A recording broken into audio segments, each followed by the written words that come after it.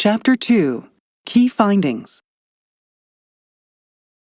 The 6 key findings in the Special Committee's report were derived from a combination of 3 sources: expert observations, perspectives, and analysis by the Canadian Centre for Diversity and Inclusion, a survey seeking the perspectives of licensed professionals with APEGA volunteer experience, and APEGA demographic data. The report's findings and recommendations reflect the perspectives of those engaged in the process. The Special Committee of Council Nominations report refers to a recommendation process, which is defined as the portion of the nominations process when the nominating committee interviews and assesses all nominees and identifies the nominees who meet council requirements for the upcoming council cycle. We will now review the key findings from the report by the Special Committee of Council on Nominations. Key finding number 1. APEGA licensed professionals do not feel they understand how the nominees for council election are recommended. Points supporting this finding include 62% of survey respondents indicated they did not fully understand the nomination process. There was low awareness of details on how nominations happen, unless an individual was actively involved.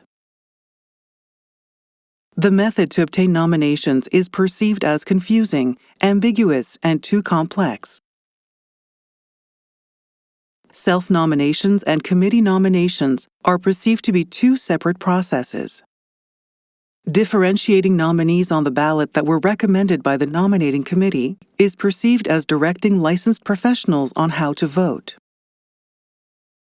Diversity gaps are acknowledged, but there is concern about the potential to sacrifice qualified nominees for the sake of diversity. And finally, there is confusion regarding the role of council and conflicting views among survey respondents on how the nomination process should work. Key finding number 2.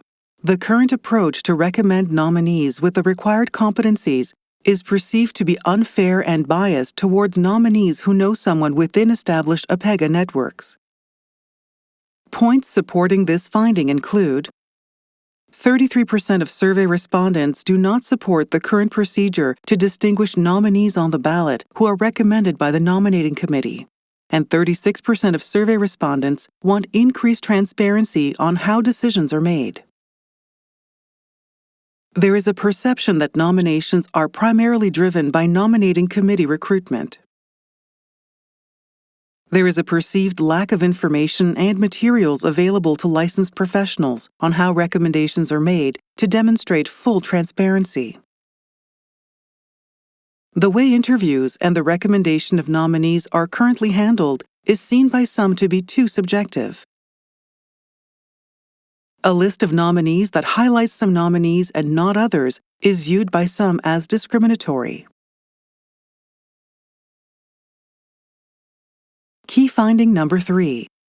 The current nomination approach is prone to unconscious bias and may unintentionally disadvantage some nominees based on characteristics that are unrelated to their qualifications. Points supporting this finding include: the current nominations approach is perceived to favor nominees who work for large organizations. The requirement to collect 25 signatures is seen as a barrier for potential qualified nominees who are new to Alberta or who work in a small network. The requirement for a minimum of 10 years' work experience could create an age bias. Committee members are perceived to be partial to their friends and personal networks. And finally, the interview panel of 2 may be too small to allow for sufficient diversity. Key finding number 4. Current engagement of APEGA of licensed professionals does not fully consider the diversity of licensed professionals and the variety of approaches that may be required to enable their participation. Points supporting this finding include: a perceived lack of support from APEGA and the nominating committee during the nominating period is seen as a barrier to engaging qualified nominees. Licensed professionals who may be interested in running for council indicate they would welcome opportunities for mentorship by experienced counselors as well as learning opportunities and discussion forums on the role of counsel. Use of the website and the materials posted to it are not considered as effective as they could be in encouraging licensed professionals to run for counsel. Licensed professionals not yet ready to run for counsel are interested in learning about volunteer and networking opportunities.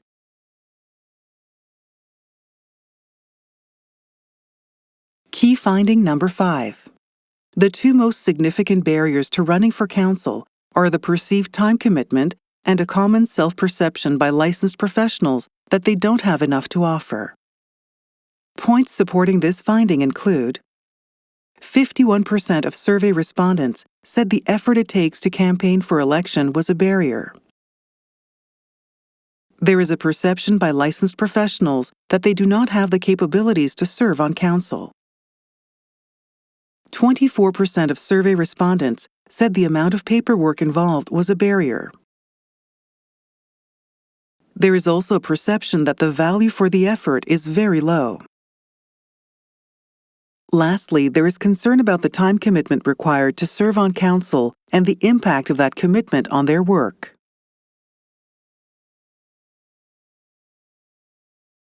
Key finding number 6.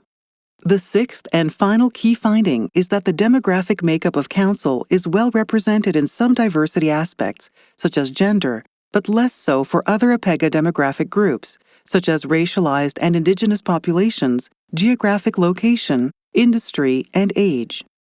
Points supporting this finding include 73% of survey respondents think that greater diversity, equity, and inclusion can have an impact on APEGA's success. 27% of survey respondents felt that council reflects the diversity of APEGA's licensed professionals. 44% of licensed professionals were born outside Canada. 53% of APEGA's licensed professionals are part of the Calgary branch, and 24% are part of the Edmonton branch.